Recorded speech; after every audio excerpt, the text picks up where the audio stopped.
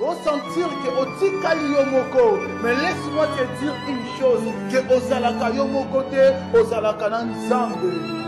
Même quand tu sens que tout est bloqué dans ta vie, ne perds pas d'espoir.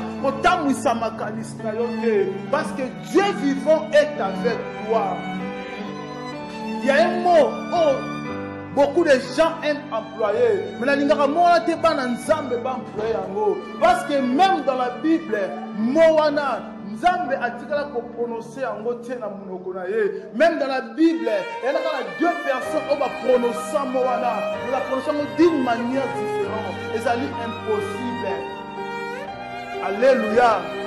Ouais, liboso ezali nzambe. Voilà dit que rien n'est impossible à Dieu. Ça veut dire quoi? Pendant Nzambe, impossibilité ezalité pas Nzambe. Deuxième personne, emploie moins impossibilité, on a ezali pour les justes. Ça veut dire que les justes vivront par la foi. Rien n'est impossible pour un juste.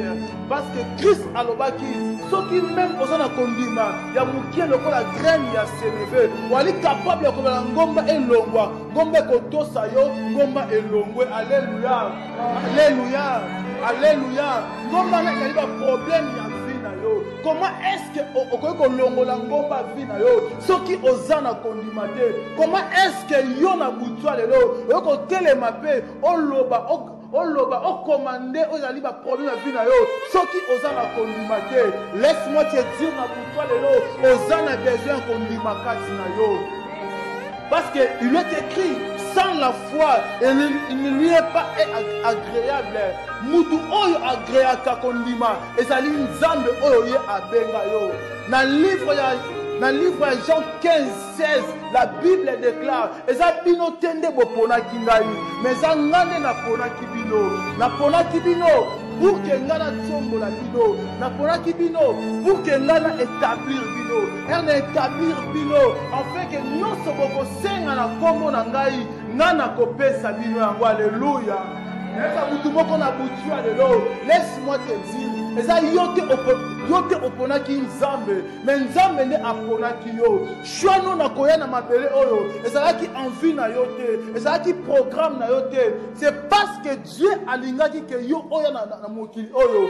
Comme Dieu a voulu ça, nzambe a établi ça qui déjà vino avant yo obotama. Ce que tu vois aujourd'hui, eza réalité te. La vérité de ta vie, nzambe azomona yo okomi na destinée na yo. La vérité dans ta vie, nzambe azomona yo okomi esika ozali kokende. Mais ce que tu vois aujourd'hui, c'est la vérité, mais plutôt c'est la réalité, ce n'est pas la vérité.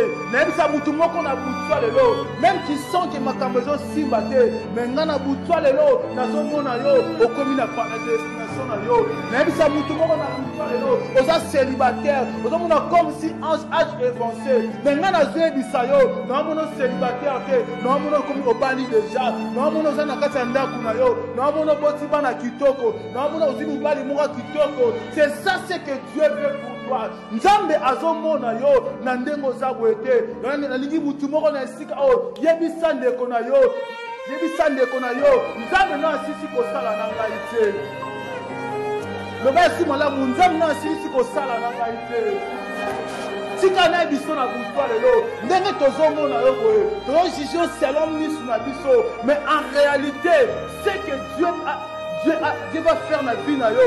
Nzambe abombi yango. Nous devons komona yango te.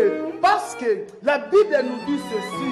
Quand Dieu a créé l'homme, Dieu a dit que Moutou a dominé. Nzambe a pamoli Moutou.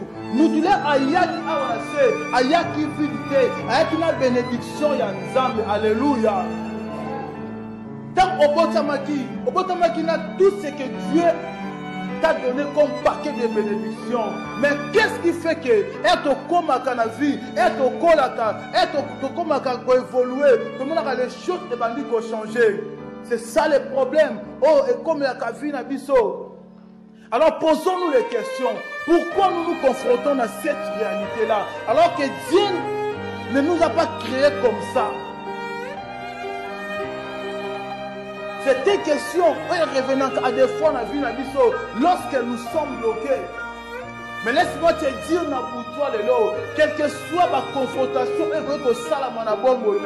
quelle que soit ma confrontation, quelle que soit ma côté, pour que empêcher les à venir, empêcher destin, parce que destin,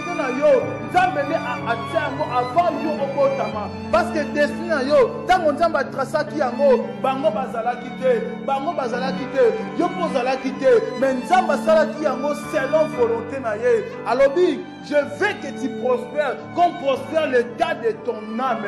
Souci en nzambe, c'est que yo o prospérer comme ton âme est allé prospérer. Mais si je te pose une question, comment est-ce que ton âme est prospéré malamu, mais yo nanzoto physiquement aux autres prospérité? Pourquoi ça?